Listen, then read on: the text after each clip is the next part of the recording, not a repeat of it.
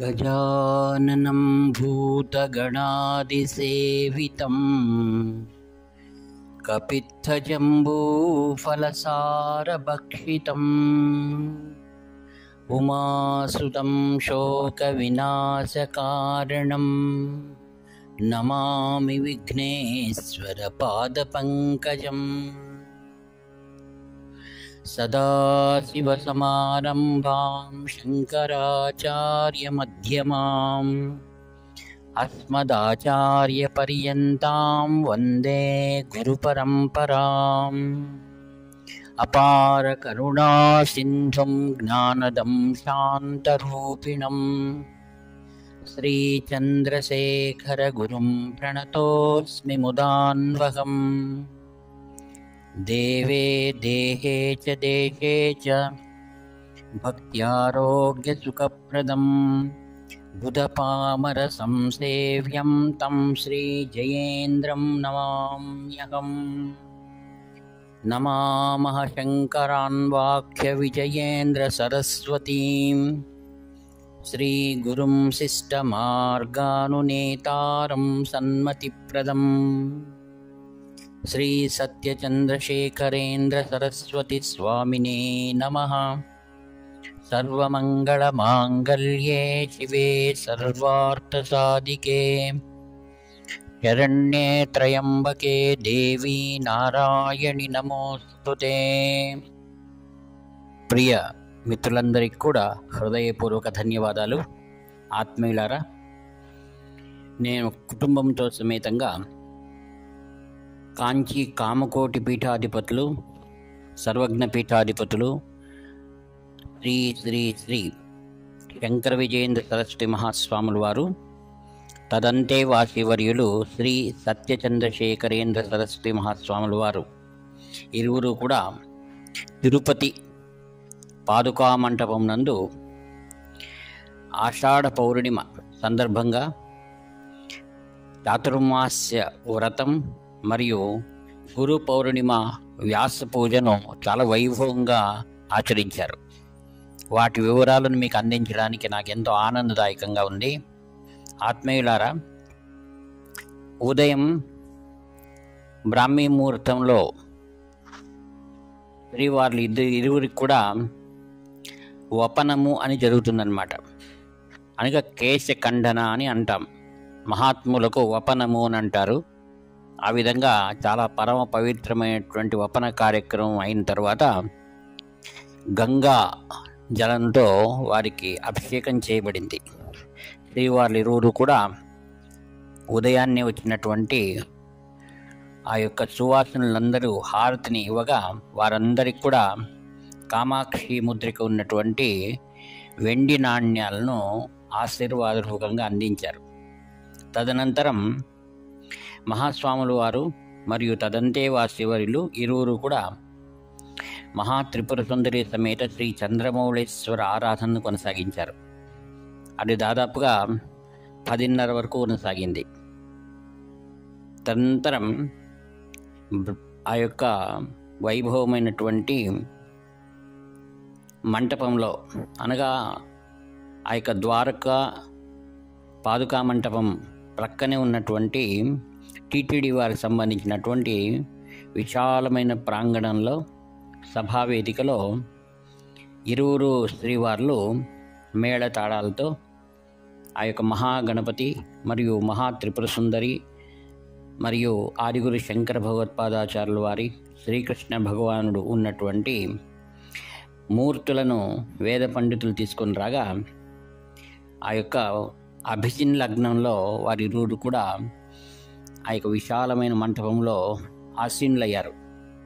అక్కడ వందలాది సంఖ్యలో అశేషమైన భక్తజనులందరూ కూడా కొలువు తీరింది. వేద పండితులందరూ కూడా కూర్చునుండగా శుభారంభంలో ఆ యొక్క వ్యాస పౌర్ణిమ పూజ అలంకరించబడినటువంటి దివ్యమైన సువర్ణ మంటపంలో కార్యక్రమాన్ని శ్రీవార్లు కొనసాగించారు.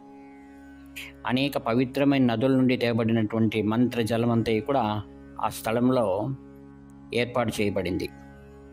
బ్రహ్మచారులు, వేద పండితులు మరియు మహామహోపాధ్యాయ అనేటువంటి బిరుదులు పొందినటువంటి వారు, మరియు ఆంధ్రప్రదేశ్లో ధూళిపాడ రామకృష్ణ గారని మంచి వాక్కు ఉన్నటువంటి వారు కార్యక్రమం ప్రసంగాన్ని కూడా వారు కొనసాగించారు. తదుపరి కార్యక్రమము ఈ విధంగా ఒక్కొక్క దేవతను కూడా శ్రీవార్లు ఆ యొక్క తండులము అనగా ఆ యొక్క మంటపంలో ధాన్యపు రాసి మరియు గుర్తుగా ఒక్కొక్క నిమ్మకాయని అక్కడ ఏర్పాటు చేశారనమాట. దాంట్లో మొదటిగా కృష్ణం వందే జగద్గురుం అని పిలుస్తుంటాం. అందుకు భగవాన్ శ్రీకృష్ణ పరమాత్మునికి షోడశోపచార పూజలు, తదనంతరం శ్రీ వేదవ్యాస భగవానుడికి కూడా తదనంతరం ఆ యొక్క పరమ పవిత్రమైనటువంటి గౌడపాదాచార్యులు వారు, గోవింద పాదాచార్యులు వారు, తదంతే వాసివర్యులు శ్రీ ఆదిగురు శంకర ఆచార్యులు, వారి యొక్క ప్రియ శిష్యులు శ్రీ పద్మపాదుడు, శ్రీ సురేశ్వరాచార్య, హస్తామలకాచార్య, తోటకాచార్య, వీరందరికీ కూడా వరుస క్రమంలో పూజలు కొనసాగించబడ్డాయి. తదనంతరం సనక, సనందన, సనత్కుమార, సనత్సుజాత, ఎందుకనగా వేదవ్యాస మహర్షి వీరి నలుగురికి కూడా వేదము యొక్క సంపూర్ణమైన పాఠం చెప్పడమే కాక ఆ వేదమునకు అధికారులుగా చేశారు. అందుకు 4 వేదముల స్వరూపమైనటువంటి వీరి నలుగురు ఆచార్యులకు కూడా చాలా భక్తిగా పూజలు ఏర్పాటు చేసి పడ్డాయి. తరువాత సనాతన ధర్మ ప్రతిష్టాపకులు వీరందరూ కూడా ఈ విధంగా శ్రీ శుకాచార్యుల వారికి, శ్రీ నారద మహర్షికి, తరువాత తదుపరి 69 పీఠాధిపతులందరికీ కూడా ఆచార్యులు చాలా వైభవం కృతజ్ఞతాపూర్వకంగా వేద పద్ధతుల్లో పూజలు కొనసాగిస్తూ వచ్చారు. తదనంతరం అష్టదిక్పాలకులు అనే లోకపాలకులు అంటాం. ఇంద్ర, అగ్ని, యమ, నిరుతి, వరుణ, వాయుయ, కుబేర, ఈశాన్య, వీరిని అష్టదిక్పాలకులు అంటాం. వీరందరికీ కూడా వైభవంగా ప్రత్యేకంగా పూజలు కొనసాగించబడ్డాయి. తరువాత ఆచార్యుల రోజు కూడా చాలా వేడిగా ఉండడం ద్వారా వెనకున్నటువంటి శిష్య ప్రశిష్యులు వారు వింజామరులు విసురుతున్నారు. ఈ కార్యక్రమాలన్నింటినీ కూడా చాలా చక్కగా లైవ్ టెలికాస్ట్ చేయబడింది. ఎందరో తమ గృహముల యందు గురు పౌర్ణమిని ఆచరించుకున్న తర్వాత విరామ సమయంలో చక్కగా వీరందరూ కూడా కార్యక్రమాన్ని వీక్షించారు. అందుకే చివరిగా ఎవరినైనా మనం పొరపాటుగా మర్చి ఉండొచ్చు అనే ఉద్దేశంతో కూడా ఒక మంత్రం ఉంది.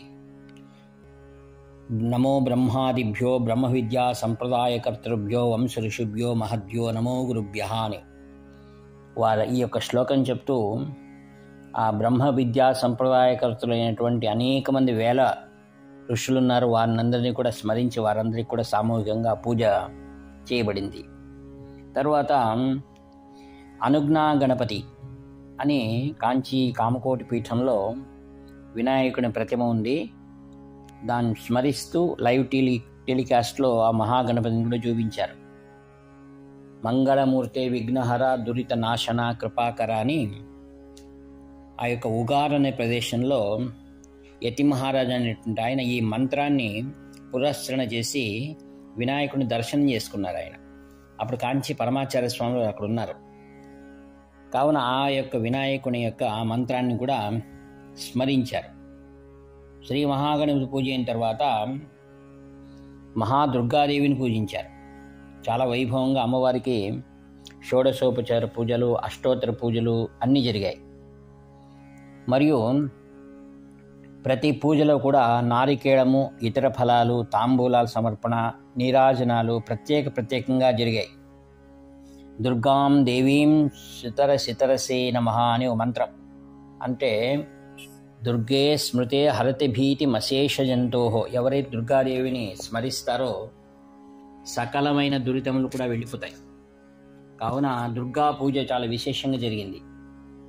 తర్వాత క్షేత్రపాలకుని పూజ జరిగింది. ఏ ప్రాంతంలో అయితే ఆ యొక్క చాతుర్మాస్య పూజ చేస్తారో ఆ యొక్క చాతుర్మాస్య సందర్భంలో ఆ ప్రాంతంలో ఉన్న క్షేత్రపాలకుని పూజిస్తారు.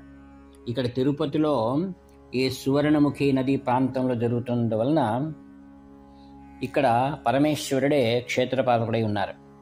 ఆత్మీయులారా, తిరుపతి తిరుమల క్షేత్రానికి మరియు కాంచీపీఠానికి అవినాభావ సంబంధం ఉంది.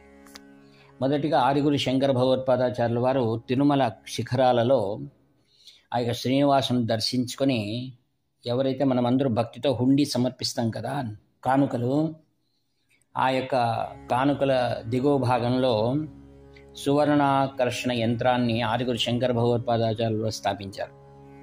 అంతే మాత్రం కాకుండా కాంచీ, ఈ ప్రదేశం, తిరుమల, ఇవన్నీ కూడా తొండై మండలం అని పిలుస్తారు. అంటే కాంచీపురంలో ఈ యొక్క చాతుర్మాస్య వ్రతం చేసినట్లే ఫలితం ఇక్కడ కూడా కలుగుతుంది. ఆత్మీయులారా, తిరుమలకు సప్తగిరులున్నాయి. 7 గిరులలో వికాసమై వెలుగునిస్తున్నటువంటి శ్రీనివాసుడు. అలానే సప్తమోక్షపురులలో చాలా ప్రాధాన్యమైనటువంటి కాంచీ నగరం. కావున ఇది అన్యోన్యమైనటువంటి అనుబంధంతో కూడుకున్నటువంటి ప్రదేశం. తర్వాత క్షేత్రపాలకుని పూజ అయిన తర్వాత మహాసరస్వతి దేవిని చాలా వైభవంగా ఆవాహన చేశారు. కాశ్మీరే పురవాసిని అంటూ కాశ్మీర్లో ఆ యొక్క ఆదిగురు శంకర భగవత్పాదాచార్యులు ఒకసారి అక్కడ వేద పండితులందరినీ, ఎవరైతే అన్య మార్గంలో ఉన్న వారిని అందరినీ కూడా తారకంత ఓడించి అక్కడ కూడా సర్వజ్ఞ పీఠాన్ని నిర్వహించారు. అలానే కాంచీపురంలో కూడా వారు కాంచీ కామకోటి పీఠాన్ని స్థాపించినప్పుడు ఓఢ్యాన పీఠం, అక్కడ వారు కూడా సర్వజ్ఞ పీఠాన్ని నిర్వహించిన విషయాన్ని మనం అనేకమైనటువంటి శివరహస్యాది గ్రంథాల్లో మనం వినవచ్చు. తర్వాత ప్రత్యేకంగా దేవేంద్రుని పూజ విశేషంగా జరపబడింది. అనగా ఇంద్ర సరస్వతి అని పిలువబడుతుంది ఆ యొక్క కాంచి కామకోటి పీఠం. అందుకే ఇక్కడ ఆ యొక్క మహేంద్రుడికి పూజలు చేస్తూ స్వర్ణ పుష్పములను సమర్పించారు. ఎక్కడెక్కడ స్వర్ణ పుష్పాలు ఇచ్చారు? శ్రీకృష్ణ భగవానునికి, వేదవ్యాస మహర్షికి, ఆదిగురు శంకర భగవత్పాదాచార్యుల వారికి, మరియు దేవేంద్రుడికి, మహాసరస్వతి, మహాదుర్గకు అక్కడ సువర్ణ పుష్పాలు అందించారు. ప్రతి పూజ జరిగిన తర్వాత బిల్వహారతి దీపమని దర్శనం చేయించారు. బిల్వహారతి అనగా బిల్వ దళములతో కూడుకున్నటువంటి హారతి పళ్ళెం ఉంటుంది, దాంట్లో హారతి ఇస్తారు.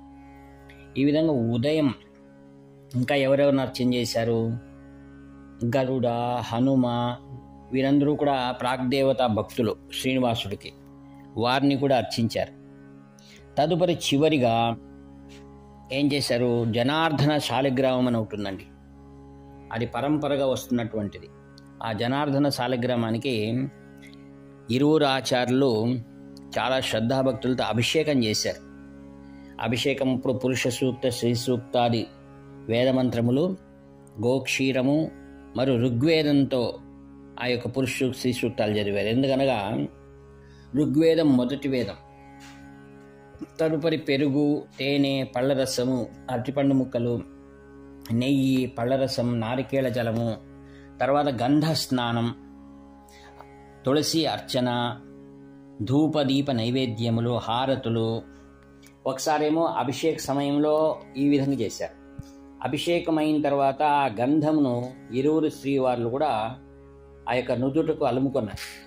తదుపరి మరియు అలంకారిక ప్రదేశంలో, మంటపంలో ఆ యొక్క శాలగ్రామాన్ని, జనార్దన శాలగ్రామాన్ని ప్రతిష్ఠ చేసి అక్కడ కూడా పురుషోక్త, శ్రీ సూక్త విధాలుగా పూజలు చేస్తూ అనేకమైన అష్టోత్తరాలు చేశారు. అష్టోత్తరాలు చేసి వైభవంగా తెర వేసి మహానైవేద్యాలు చేశారు. తదుపరి ఆ యొక్క హారతులను అందరూ కూడా అందుకున్నారు భక్తులు. అప్పుడు హరహర శంకర, జయ జయ శంకర అనేటువంటి జయఘోష వినపడింది. తదనంతరం అక్కడ వచ్చినటువంటి వేద పండితులు ఎవరైతే ఉన్నారో వారు శాస్త్రోక్తానికి ఆ యొక్క బ్రహ్మసూత్ర భాష్యములను అక్కడ వినిపించారు. అందులో శ్రీవార్లకు వినిపిస్తారు శాస్త్రం. అది అక్కడ కూర్చున్నటువంటి ఇతరే యతీశ్వరులు వచ్చారు, వారు కూడా. అందరికి మొదటి వాక్యం అథాతో బ్రహ్మ జిజ్ఞాస అనేటువంటి మొదటి బ్రహ్మసూత్రాన్ని అక్కడ వినిపించారు. చాలా వైభవంగా జరిగినటువంటి ఈ కార్యక్రమాన్ని కన్నులారా దర్శించడమే కాకుండా శ్రీవార్లందరికీ కూడా మంత్రాక్షతులు ఇచ్చారు. అందరూ కూడా కొంగులో కట్టుకున్నారు భక్తితో. ఈ విధంగా ధూపదీప నైవేద్యాలు, ఆ తీర్థ ప్రసాదాలు కూడా అందించబడింది. ఈ విధంగా వైభవంగా జరిగినటువంటి ఈ కార్యక్రమాన్ని వాక్రూపకంగా మీకు అందించాను. ఈ యొక్క మంత్ర పుష్పములు వీటినన్నింటినీ కూడా శ్రీచరణులు వారి దివ్య పాదపద్మను సమర్పి సెలవు తీసుకుంటాను. ఇట్లా మీ ఆత్మీయ మిత్ర నివర్తి నాగభూషణ శర్మ. హర హర శంకర, జయ జయ శంకర.